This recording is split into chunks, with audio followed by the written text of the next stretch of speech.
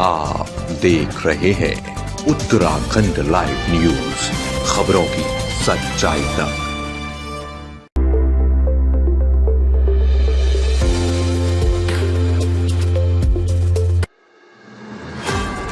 राष्ट्रीय real estate विकास परिषद की बैठक एक होटल के सभागार में आयोजित की गई, जिसमें मुख्य अतिथि शहरी विकास मंत्री प्रेमचंद अग्रवाल और सैनिक कल्याण और कृषि मंत्री गणेश जोशी ने दीप प्रज्वलित कर कार्यक्रम का विधिवत शुभारंभ किया।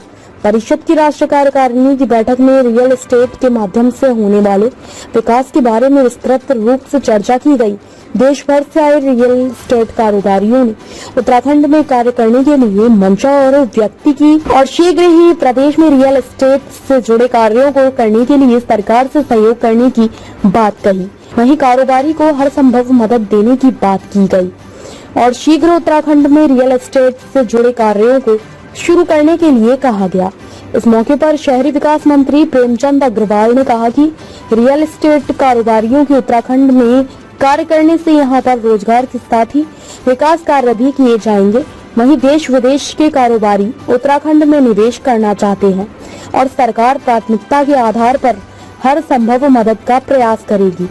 इस मौके पर कृषि मंत्री गणेश जोशी ने कहा कि उत्तराखंड में वेडिंग डेस्टिनेशन की अपार संभावनाएं हैं और उन्हें उम्मीद है कि रियल एस्टेट कारोबारी के यहां आने से यहां के लोगों को इसका लाभ मिलेगा।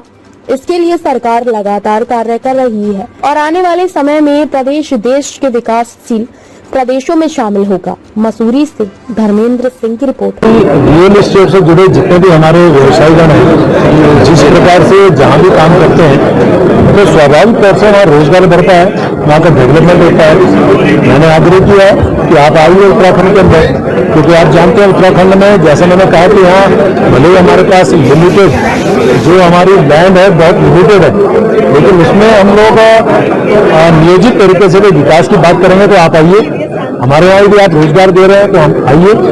हमने कहा कि यदि हमें राजस्व मिलता है तो आप आइए, क्योंकि आप देखिए उत्तराखंड के अंदर जिस प्रकार से कानून व्यवस्था की आज स्थिति है, बहुत अच्छी स्थिति है। माननीय मुख्यमंत्री जी मार्गदर्शन में हमारा राज्य बहुत अच्छा डेवलपमेंट भी कर रहा है, कानून व्यवस्था की स्थिति अच्छी है। यदि कोई भी व्यवसाय बाहर से आएगा तो वो चाहता है कि यहाँ कनेक्टिविटी कैसी होगी, तो यहाँ पे आप देखिए रोड कनेक्टिविटी है, रेल कनेक्टिविटी है, एयर कनेक्टिविटी यहाँ बहुत अच्छी है। यहाँ के लोग कॉपरेटिव नेचर के मैन पावर यहाँ की बहुत ईमानदार मानी जाती है, तो ऐसे में वो वैसा वातावरण है जैसा ये लोग चाहते हैं। लेकिन मैंने कहा है कि हमारी सरकार पूरी तरह से मदद करने को तैयार है, लेकिन वो नॉर्म्स और जो नियम है उसको तो आपको फॉलो करना पड़ेगा। यदि आप इसमें फॉलो करेंगे, रेरा के साथ जुड़ के काम, रजिस्ट्रेशन के साथ आप काम करेंगे, जनता के लिए काम करेंगे, स्वाभाविक तौर से सरकार तो चाहेगी कि आप हमारे प्रदेश में आइए, हम स्वागत करेंगे। और निश्चित ही मुझे उम्मीद है कि आपके इस यहाँ की बैठक से कुछ ना कुछ मंथन आप करेंगे, उस मंथन का जो निष्कर्ष निकलेगा वो स्वाभाविक तौर पे हमारे उत्तराखंड के हित में होगा।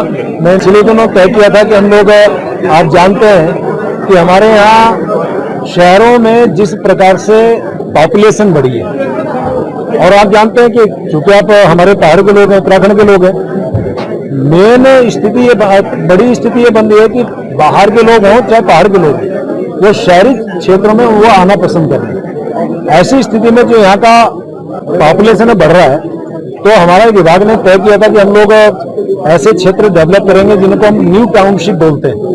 तो हमने 22 क्षेत्रों को चिन्हित किया था और इसके शॉर्ट लिस्ट करके लगभग 12 की संख्या है जिसको हम भी डेवलपमेंट की तरफ हम बढ़ रहे हैं। उसके लिए इंफ्रा, उनके लिए जो बातचीत है, उनके लिए जो बेसिक आवश्यकता है, उस पर हम काम कर रहे हैं। जैसे ये पूरा होगा तो हम न्यू टाउनशिप के लिए बढ़ेंगे।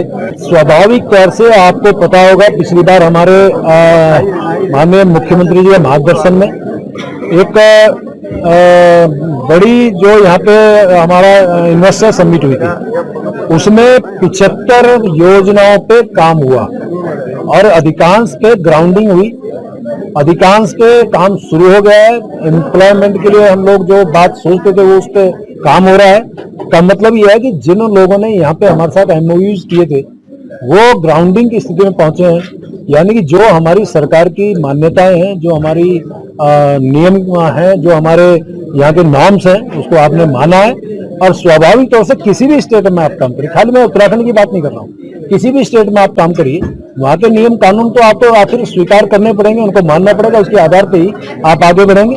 और यही मैंने इनसे आग्रह किया, सरलीकरण और समाधान, ये हमारे मुख्यमंत्री जी का मूल मंत्र है, उस पर हम काम करके से जुड़े पूरे देश के लोग यहाँ पर आए हैं। इस प्रकार की संभावनाएं हमारे उत्तराखंड के अंदर है। एक तो हमारे यहाँ फिरौती नहीं है, हमारे यहाँ बिजली की कटौती नहीं है, और यहाँ लोगों के लिए बहुत संभावनाएं, यहाँ का वातावरण इतना अनुकूल है। तो हमने लोगों से अनुरोध किया आप यहाँ पर आइएगा, और मैं प्रधानमंत्री जी का आभार व्यक्त करता हूँ कि उन्होंने अपने इंस्टीट्यूट में जब कहा था कि उत्तराखंड को वेडिंग डेस्टिनेशन में डेवलप करेंगे, तो मुझे पूरा भरोसा है कि उत्तराखंड चैप्टर की शुरुआत जो होगी तो निश्चित यहाँ पर अच्छे वेडिंग डेस्टिनेशन यहाँ पर बनेंगे। हमारे उद्यान के 95 से अधिक गार्डन यहाँ पर हैं। हमने कहा कि हम उनको बॉडी टूरिज्म के रूप में विकसित करना चाहते हैं, तो दिशा में भी अगर उनको सहयोग की आवश्यकता तो हम करेंगे। और हमने कहा कि आप आएं, और बल्कि मैंने मसूरी की बात की, शुरुआत यहाँ से है, क्योंकि आज मसूरी की स्थिति जो बैरिंग कैपेसिटी है उससे ज्यादा लोग आने लगे हैं। जब तक हम मसूरी के अगल बगल के क्षेत्रों को डेवलप नहीं करेंगे तो टूरिस्ट यहाँ पर एंजॉय नहीं कर पाएगा, आ नहीं पाएगा, उनको डेवलप करने की आवश्यकता है। ऐसा अनुरोध मैंने डेवलपर्स से किया है। मुझे पूरा भरोसा है कि भविष्य में यहाँ पर जो है यहाँ का विकास, देखिए कहीं आवश्यकता होगी नियम कानून में सशक्तिकरण की तो भी किया जाएगा, क्योंकि ये उत्तराखंड के विकास में ये कड़ी होगी, तो उसमें जो भी संभव सरकार की मदद होगी वो की जाएगी।